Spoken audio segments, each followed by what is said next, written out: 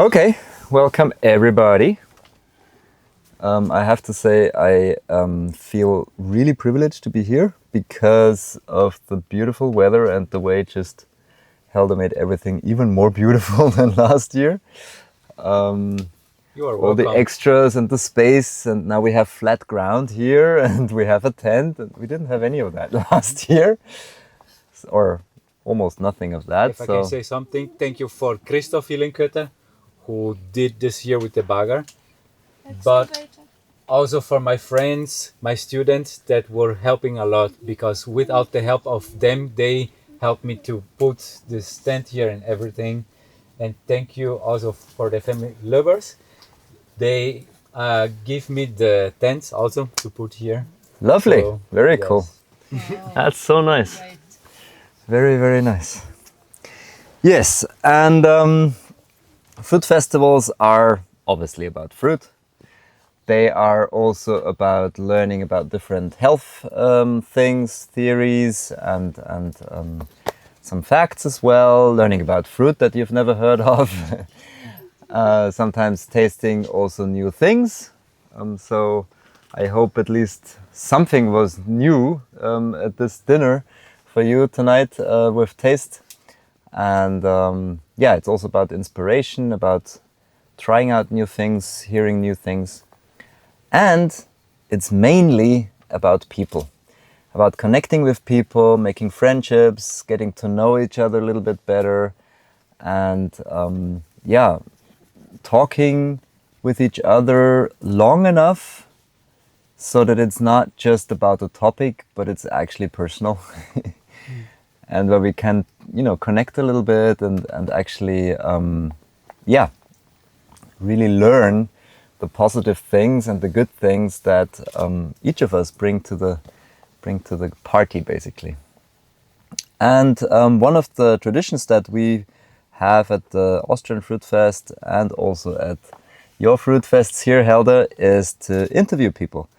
Not to interrogate them like at the police station or something, but more to give the opportunity to listen to a personal story. Like, this kind of lifestyle is quite exotic. Yeah, it's very rare. All over the world, I pretty much know the people that actually do this long term, which is kind of cool, but also kind of sad, because this lifestyle is so great that yeah, many more people should profit from this and should really yeah, come to enjoy it. And when we get to interview some people who have already taken some steps to do this, and everyone's story is different, so don't worry, there is no recipe, like follow this very strictly. Yes, there's some tips, but in general, this is about learning from each other's yeah, experiences, and it's a long thing also. It's a long journey, and yeah, and that's where we're gonna start. So it's also a real privilege to know you already for some years now, even though I've not really spent many days with you, but we've seen each other on the festivals now, which is really cool. And yeah, we've already talked a little bit already in an interview, but also off camera, basically, a little bit about your health journey. And today I would like to maybe a little bit more in depth start a little bit with the story as a child. How did you grow up? What kind of food or other health practices were present when you were little? Like, what did you learn from your parents? That kind of story would be maybe interesting to start with. First of all, thank you for inviting me, Helder, once again. And thank you all for being here. And what I have to share, I think every one of us also has stories to share. So I'm not unique in that way.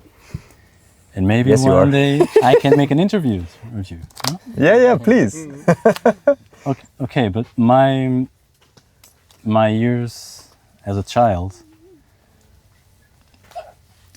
in terms of health, I didn't learn anything because I just ate what my parents ate, which is what my grandparents ate, what all the society around me ate. And I thought it was normal, and it still is normal, because if a lot of people are doing it, it's normal. It doesn't mean it's the right thing or it's the best approach, but I think a healthy lifestyle or a healthy diet, it's not only theory. You have to have some inner calling, because if you read a book, if you see some videos, an interview, and if it doesn't resonate with you, but you think it's the right thing, but it doesn't resonate you, and you try, and you're not comfortable, maybe it's not your time to try, you know. So, but I'm getting a little ahead Philosophical.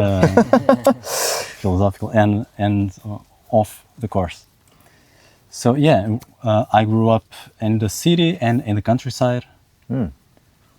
But in terms of health, there was I used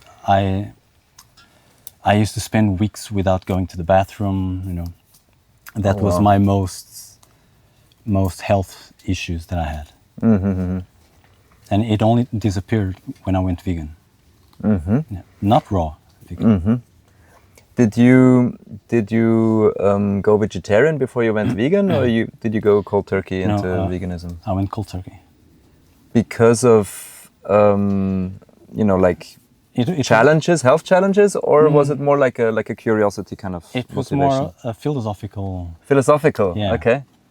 Because I started to learn about how animals were treated, how the industry raises animals, how the meat reaches our plates, and I started to think this doesn't seem right. You know? And I'm a very practical person, so when I went vegan, I never said I went vegan. Because people then point your finger. Oh, you can't eat. No, I can eat meat. You're not allowed I choose not to eat. But because I was very practical, I was eating the same almost every day. You know, I made a big pot of brown rice with vegetables that lasted for 3 or 4 days, lunch and dinner. So I was okay with that. Sorry, the question was. Yeah. Why you didn't go vegetarian first before you went vegan? Yeah. But basically you. Yeah, because You said it was because of the animals. Yeah. And then at what age about did you do that, or how long ago? I was 29. You were 29. Yeah. So already like very like adult kind of decision that you made. It's not something because sometimes there are children that say, "Oh, I don't want to hurt animals" and so on, and then they say, "Okay, No, that's why." I never done that. In fact, I never heard the term vegetarian before I left my parents' house. Okay. So, and I had some friends that one time I was eating my meat burger, and they were eating their veggie dinner with a book, and they were telling me about the animals and agriculture, and that entered one ear and went out the other one. You know? Yeah. But a couple of years later, it just made some click, and I thought it was the best thing. That's very interesting. I mean, it was like a courageous thing to do, I guess, at that time. Or did you find it? Did it remain like a philosophical kind of thing, or did you also have like positive experiences that motivated you in an additional way? It started more as revolte. A rebellion? A rebellion, yes, against the meat industry and how the animals were treated. Like almost political kind of. Yeah, although I didn't identify myself with those groups that go to the street with their black T-shirts saying "We are vegan." You know, I'm very low profile. But I know some vegan people who are very angry at the world and at the government, at people who eat meat, and I don't think that's healthy. No. I rather have a nice conversation with somebody who eats garbage, whatever it is, than a vegan that's angry with everything and everyone. Because our emotions also they control our health a lot, even more than we think. Okay, so you went vegan. You were thinking about the animals. You were eating brown rice with vegetables, but very simply. I was more on a macrobiotic style, you know. I cooked my beans, I cooked my chickpeas. Everything was integral. Yeah, like whole food. Whole food, no refined breads. At least I tried to avoid everything that was refined. Oh, okay. So you did a lot of like kitchen work, like doing stuff yourself from scratch, kind of thing. Yeah, a bit. Yeah. Is that something that because that's preparing my questions, that was something that I also recognized from my life. It does make a difference if growing up, life at home was a lot in the kitchen or not. And so the question is maybe like, did your parents make a lot of food from scratch themselves in the kitchen, or was the kitchen not really that important growing up? My mother cooked every meal. Okay. So that's a big thing, right? I mean, yeah, I grew up like that. I thought it's normal. I thought that every mother cooks. Yeah. My parent didn't cook. He still doesn't cook. We had a garden. My grandparents had a garden. Their tomatoes, their potatoes, the onions, fruits, everything was from the garden. And that made a real difference because I learned to differentiate the fruit and the vegetables from the supermarket and those from my grandparents, even the eggs from the chickens. And yeah, and like you said, when we make things from scratch, we get a connection with food. And then later on, we see that we are cooking there. Yeah, yeah, we're doing stuff. Yeah, we're doing stuff, and it's beautiful. It's we are nourishing our body. Yeah. It's very significant because when you grow up like this, it's the normal thing. But for somebody who doesn't get to grow up with that, it's harder to distinguish between quality and not quality, right? They go vegan and then they say, oh, I tried it for 2 weeks, but it didn't work, kind of thing. Or, oh, I tried eating fruit, but it didn't work. But then when you ask them, they were eating like green bananas, kind of thing. You know, I'm overstating it a little bit, but this whole quality thing and working in the kitchen, yeah, it must have been a good time for you doing this vegan food, even though it might have been very simple. I can imagine it already served your body quite well, and you felt the difference, I guess. Yes, I was never a really a cook, you know. I didn't like to waste time on the kitchen trying new recipes and to perfect that. No, I just made something. It sounds good, it looks good, it lasts me for 3 days, it's okay. But I have to make it from scratch. Did it change over time, or while you were cooked vegan, was it pretty much the same routine all the time? No, it changed. I had a girlfriend and she was a cook, and I learned to make tofu from scratch, which it takes a lot of effort, but it's fun. But I didn't do it every time. I bought tofu, you know, and seitan. But even those are processed foods, you know. I always like to eat more simple food, even though cooked. You know, beans with brown rice and vegetables, and basically that's it. Yeah, like going closer to nature, I guess, motivation-wise, or still cooked but closer to nature. Yeah. So for how many years did you do like this kind of life? 5 years. 5 Yeah. years. Oh, cool. And I never felt the need of going back to meat. I know a lot of people that say, "Oh, I can't be vegan because I just love cheese." Yeah, yeah, yeah, You know, yeah. and yeah, I like cheese, but I don't have any attachment to food. It took me a couple of years to let go of cheese, but yeah. But then, yeah, but that's a different story. The next thing that I wanted to ask was what actually happened after these 5 years that made you realize, okay, I'm ready for the next step. I want to change something. What happened? Was it something like abrupt, or was it like something more gradual? It was something more gradual. I've always loved to read books about food and nutrition. Sorry. And I was always trying to find what's the best way to nourish my body. Even becoming vegan, I still wear shoes made of wool Yeah. in winter, so I'm not a Yeah. vegan per se. Yeah. I don't like to go into fads, you know, or to put myself in cages. Oh, I'm vegan, or Yeah, I'm yeah, yeah, vegetarian, yeah. I'm raw vegan. And it depends who you Yeah. ask. Yeah, it depends who you ask. Yeah. What is vegan? Yeah, I have a friend, and she told me, "Oh, vegans are very nasty and very violent." What?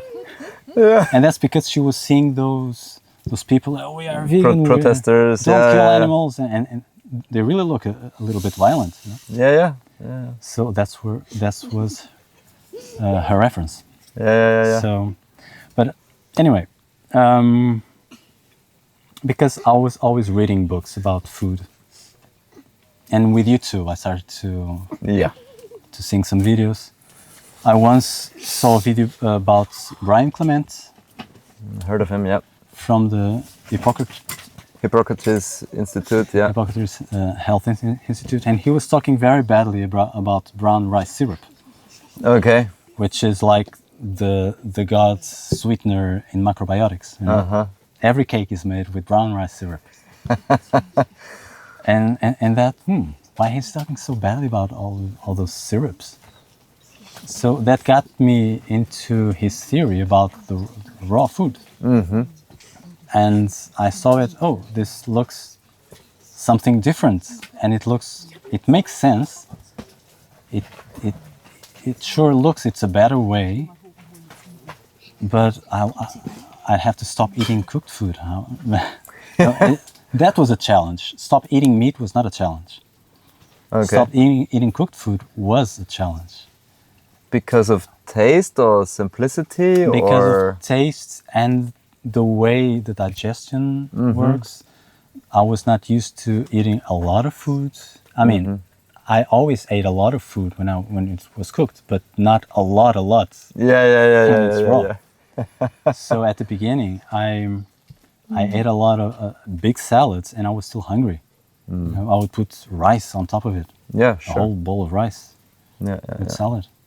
Yeah. But yeah, it was the brown syrup story that made me think maybe there's something here. Maybe there's a better way. Yeah, and because in macrobiotics, I also did some acupuncture, and the therapist said, "Oh, you shouldn't eat fruit. At least not too much fruit." Yeah, because my condition, I'm very thin. I fit in their body type.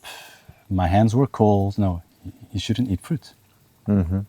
At least in the winter. No oranges. And my parents have a lot of oranges. I always ate a lot of oranges. So I didn't like that approach, you know. So going raw made a lot of sense. It was challenging the first month, 2 months, because I was going full-time raw, then going back raw. And I saw some changes on my skin. Before, I used to get colds every now and then, in the summer, in the winter. And when going full-time raw, like 2 weeks later, I have no reason to have a cold, and I have all the cold symptoms I used to have for 2 weeks. I had it for 2 days. The sore throat, the sneezing, the headaches, the mucus, everything that I used to have on a duration of about 2 weeks, I had it for like 2 or 3 days. Wow. When I went back to cook, then I went back to raw, and then to cook, and that happened again. So I had that experience like 2 or 3 times in the matter of 1 or 2 months. And after I decided to go completely raw, I did it for about a year, 100% raw. And I was eating just a bowl of oranges. It takes a lot of discipline. Yeah. But it's fun. After being like for a year, 100% raw, at a Christmas dinner or lunch, I tasted a bit of sweet potato cooked in the oven, and I thought, I'm going to taste it. My taste buds are going to explode. And I tasted, and it was good, but not so good as I thought it would be. It was more fun in the nose than on the tongue? Yeah, more fun on the nose, and that's the challenge I still have today. Every one of us. Yeah. It's more fun in the nose. More fun in the nose Yeah. than on the tongue, yeah. But I still eat cooked food. I can say I'm 99% raw. I like to eat some steamed broccoli. My partner has a son. nice. Sometimes I cook brown rice for him, and I taste and I eat a small bowl with him. But that's now and then. It's Yeah. once a month. Mushrooms. I used to eat mushrooms raw, but I also steam them. At least what I eat raw, I try to cooked. I try to eat the same vegetables I would eat raw, like mushrooms. It's not a vegetable, but it's okay. Mushrooms, some cabbage. In the winter, sometimes I like to eat a lot of cabbage, and to eat it cooked, it's easier. A little bit of cooked, but not too much. Raw is hard with cabbage. Some broccoli, some cauliflower, chickpeas also. So, yeah, I prefer to go with my heart, instead of following a theory or something that somebody said and be in conflict. To not be too hard on yourself. Interesting. So for how long have you been doing it this way? 7 years. 7 years? Yeah. Pretty much like me. That's cool. What keeps you going? Why do this super drastic thing? I mean, other people look fairly healthy. Why go to these lengths? Sometimes I think of that. Why I'm going to my parents' house, and before I get there, I just go to Lidl and I buy a big bowl of fruits and bananas, and then hi mom, hi dad, here's a banana. But I just feel better, Yeah. I feel better. When I'm traveling, for example, 2 years ago, I went to Sri Lanka for a month and a half, and I ate raw until I got sick because the water was not drinkable. They washed the salads with water from the River or what? I don't know, tap water. There were flies all over fruit when I was buying it. So, and I stayed for 2 days without sleeping, alone. And after that, I decided to eat cooked food. Some vegan cooked food, and I ate it for the rest of my journey. Because I was alone. I didn't want to go back and feel sick because I'm in a different country. Maybe some bug had bitten me, I don't know. So when I'm traveling, if I see I can go raw, if there are conditions for it, okay, I'm in. If not, I'm flexible. Interesting. So your perspective on raw is like, okay, so like this is the maximum, and I'll try if I can, but I'm not gonna force myself to like bend over backwards or whatever. Yeah, sometimes there were times where I decided to, if I cannot eat raw, I'll just fast, But I can do that for one meal. I mean, not when I'm traveling, just walking around everywhere. So, and I also got sick of eating bananas, They have those very small bananas, like 16 of them, and that's a meal. And then what's next meal? More? No, I'm sick. Yeah, those small bananas are so much work. So I rather eat, I think raw veganism or carnivorism or whatever, it's not a panacea, It's not a heal all. Yeah. We have to have a healthy mind, be happy, be grateful for what we have, for the friends we have, for the family, for the food we have. There's so many more aspects to it, for sure. And maybe it's better to eat some cooked food than unripened fruit, Yeah. I don't know.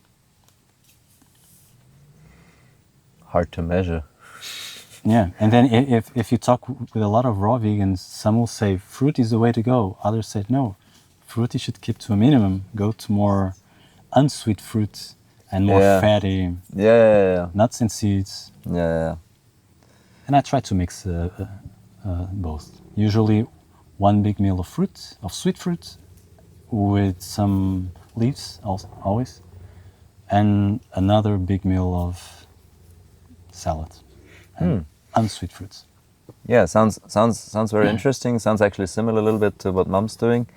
Tell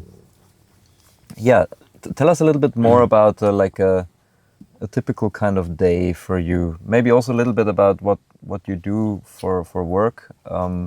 What does like an everyday kind of situation look like for you? Well, my life can be a bit boring. I don't believe you. Because I work at home, I'm always at home. Okay. I also work at home. Yeah, but you have this home. Enviable. Yeah. Well, right now my home is an apartment in the city. Okay. But I started eating raw right after I quit my job. So it was easier for me to stay at home and to prepare my meals. Yep. And to go to the bathroom whenever 6 times a day. Yeah. Yeah, when you change, that happens. Yeah. That happens. Yeah. Yeah, go on. What was the question? How the day, what the day looks like, like a regular, like everyday situation. Usually I wake up, if I'm hungry, I eat an orange if I have, or I drink water, or a peach. Right now we are in the peach season. Mm-hmm. If I eat fruit in the morning, I try to be the more juicy fruit, like oranges. Here we have oranges almost every month of the year. And if I'm not hungry, I just don't eat. And I usually at 11:30 midday I have a smoothie or a porridge of about six bananas, five, six bananas, a mango, some blueberries, some cabbage. I just throw everything in a blender. Okay. Some frozen berries. In the summer, I love frozen berries. Yeah. If I'm not that hungry, or if I feel that my digestion from last days it's a little funny, I just don't eat anything. I just drink, and then at about 5, I prepare a big salad. Yeah. basically that's it. And like when I was eating cooked food, I was making foods that lasted me like 3 days. My salads are usually just the same. Every day the same. You know, the base is a whole lettuce. A whole lettuce, okay. A whole head. Yeah, a whole head of lettuce, a whole cucumber, a whole zucchini. In the summer, I try to put a lot of tomatoes. In winter, sometimes I get it. Some nuts and seeds, some turnip, some carrots. Sometimes I put olive oil. At the beginning, I ate salad without any oil, just dry, everything dry. And I got used to it. I really enjoyed it. I heard a lot of people who went raw. They say, "Oh no, I have to sleep less." But that didn't happen with me. I mean, that happens with me if I stop eating the day before, very, very early, like 3 p.m. or something like that. Yeah. Or if I don't eat at all. Yeah. Yeah, I mean, I basically just have 2 more questions before I want to open it up for some other questions. Some people look from the outside, I'm also talking about my experience maybe a little bit, and I guess it's similar with you maybe, that many people from the outside looking at that kind of lifestyle say, oh, that's really hard. After having done it for 7 years, so it's now definitely a routine for you, do you still think and feel that it's a challenge, or has something changed? Is it still hard for you, or is it not hard anymore, or was it ever? At the beginning, it was, because I was used to feel the stomach in a certain way after a meal, and heavy, kind of heavy and a little bit sleepy. Oh, I need a coffee, you know. And with raw, that changed. I felt the stomach very big, but I'm still hungry. Yeah. You know. So that changed over time, and the only challenge I have it's being hungry and smelling delicious cooked food. Yeah. I don't have any challenge of eating raw. I just eat more. You know, if I'm hungry, I just eat more. Yeah. But I also know that by working at home, I don't have any constraints if I want to to stop working or no. Today I'm going to have dinner at 4 p.m. instead of 5 or instead of 3. I can. You know. Even though when I was in Lisbon, even after quitting my job, I still worked there for a year, and I was already eating raw. I just ate some sprouted grains, a lot of sprouts to make me full. You know. Yeah. But in terms of challenge is going to the supermarket and there's no ripe fruit. You know? Yeah. Oh, I need to wait. Yeah, that's really interesting insight also into many parts of your journey.